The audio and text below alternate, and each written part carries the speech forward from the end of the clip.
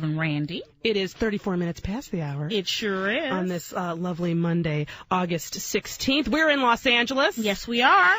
We should let you know. And we are very excited because on the line right now to talk to little old us and all of you is a very exciting columnist and just an incredibly funny man, Matt Taibbi. And if you've probably seen him on Bill Maher, he's been on Bill Maher quite a bit. He writes Rolling Stone. He started The Beast. Yes. He's been everywhere. He's just all around cool. Can we just say that? He's kind of cute. Yeah. Hi, Matt. How y'all doing? Good. How are you? Good. I'm all right. Good. So, Matt, our first question, we want to talk to you about some really serious issues. Our first question is, how do you feel about interracial dating? Go. I'm all for it. And or casual relationships. How much detail do you want me to get into? I mean, you know what? We'll talk later. Yes, no. Yeah. You know. Yeah. Well, you know what, Matt, what we want you to really, really weigh in on is this weekend, I mean, was it just us? Were we just having a freaky dream? Or did the White House try to, float taking the public option out of the health plan reform? Yeah, was it us? That's what they're doing there. They're sending up a little trial balloon to see exactly how freaked out everyone is going to be if they end up doing that, which they probably end up will. Doing that, so. You think so? Seriously, Matt, say it ain't so. Please say it's not going to happen.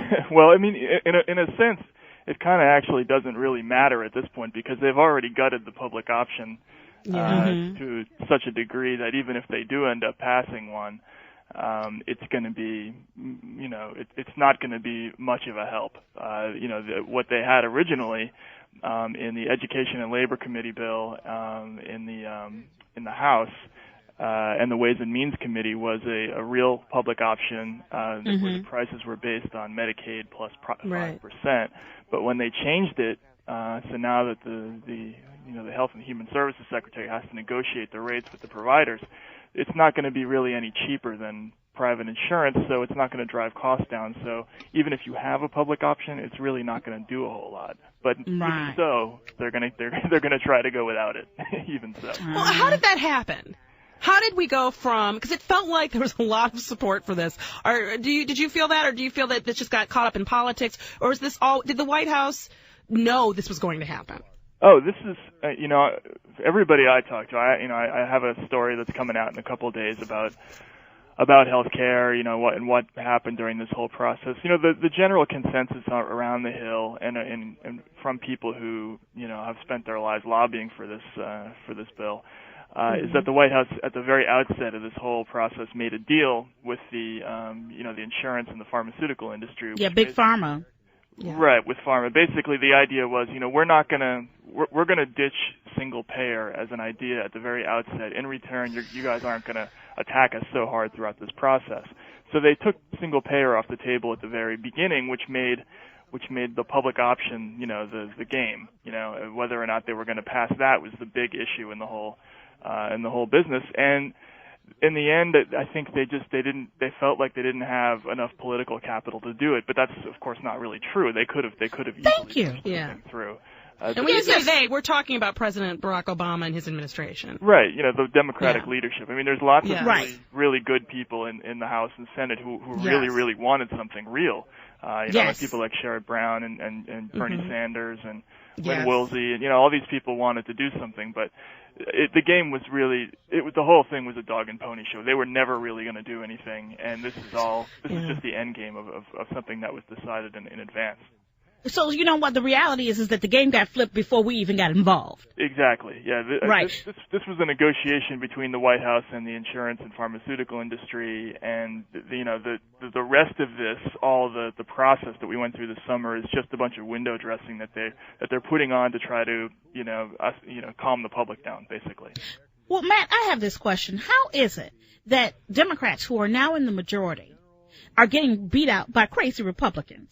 And just crazy people on the street. Anybody on the street. Like, at town halls. How is this process happening? I mean, because for 8 years, everybody was saying, wait until things are going to change. We're going to have this change. Meaningful debate. All these things are going to happen.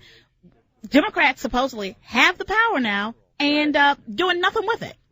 Yeah, obviously the opposition and the town halls and all of that is a factor, but I think it's almost kind of irrelevant. The real issue is what went on within the Democratic Party. And they decided basically to have the whole thing come down to the Senate Finance Committee, which is run by Max Baucus. And Max Baucus, even within the Senate Finance Committee, excluded most of the Democratic members from having any kind of voice, and it came down to basically 6 people, 3 Republicans and 3 Democrats. Which we didn't have to do it that way. No, that's completely arbitrary. There's no reason why they had to do it that way. And I talked to the staffers for the other Democratic senators who were like, we're not even getting memos about what's going on in these meetings. We're completely excluded from the process.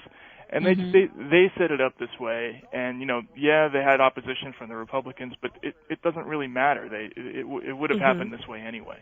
Right. It does. It's hard to disagree with you, man. I feel like it looks to me in a situation where the Democratic Party, has all this opportunity and all this power.